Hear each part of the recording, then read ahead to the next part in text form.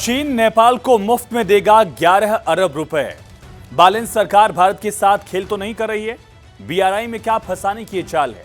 नमस्कार, जी मीडिया के digital platform पर आपके साथ मैं हूं आयुष सूर्यवंशी। हमारा पड़ोसी मुल्क नेपाल, भारत और नेपाल के रिश्ते रोटी बेटी के रहे हैं। एक समान धर्म और संस्कृति से जुड़ने वाले दोनों देश सदियों से एक दूसरे का साथ देते रहे, लेकिन कई बार राजनीतिक दलों की वजह से इसमें वक्त वक्त पर कड़वाहट भी आई। ज्यादातर मौकों पर यह कड़वाहट लोगों के बीच नहीं रही, बल्कि सरकारों के स्तर तक सिमटी रही है। नेपाल में जेनजी सरकार के सत्ता में आने के बाद भारतीयों को उम्मीद थी कि कम्युनिस्ट सरकार के उलट भारत नेपाल के रिश्ते बालिन सरकार में और अच्छे होंगे, लेकिन फिलहाल अब इस पर सवाल उठ रहा है, संशय दिख रहा है।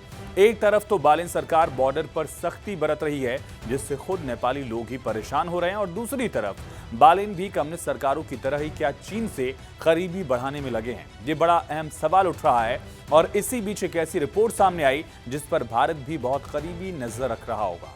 नेपाल में बालिन शाह की सरकार को लुभाने के लिए चीन अपना खजाना काठमांडू के लिए खोल रहा है। चीन ने काठमांडू रिंग रोड विस्तार परियोजना के दूसरे फेज के लिए 11 अरब नेपाली रुपए का अनुदान देने का वादा किया।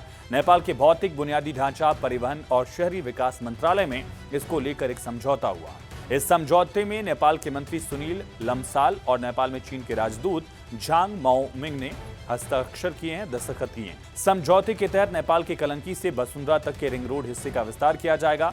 कोटेश्वर से कलंकी तक परियोजना का पहले चरण पूरा हो चुका है। हस्ताक्षर के दौरान बालिन शाह की सरकार में मंत्री लम्साल ने कहा कि सरकार परियोजना का सुचारू रूप से क्रियान्वयन सुनिश्चित करेगी। काठमांडू के लिए बीजिंग के अनुदान की घोषणा ऐसे समय में हुई है जब इसी मार्च में चीन ने अपनी 15वीं पंचवर्षीय योजना को अंतिम रूप दिया। बीते मार्च में ही नेपाल ने आम चुनाव में राष्ट्रीय स्वतंत्र पार्टी को एकल बहुमत पार्टी के रूप में सरकार के लिए चुना है। चीन की पंचवर्षीय योजना में जहां कूटनीतिक कार्यसूची में पड़ोसियों को सबसे पहले रखा गया, वहीं नेपाल की नई सत्ताधारी पार्टी पड़ोसियों के साथ विकास की कूटनीति पर जोर दे रही है।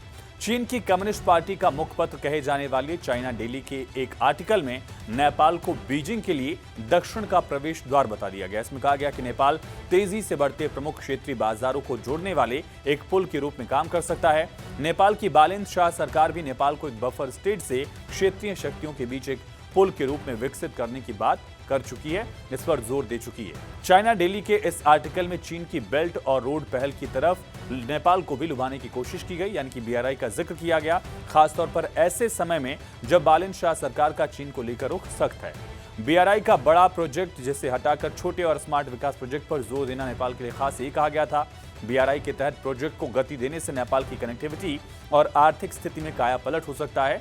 इसमें अपील की गई कि दोनों देशों के नेताओं को इस अवसर का लाभ उठाना चाहिए और संबंधों को व्यवहारिक लाभ में बदलना चाहिए।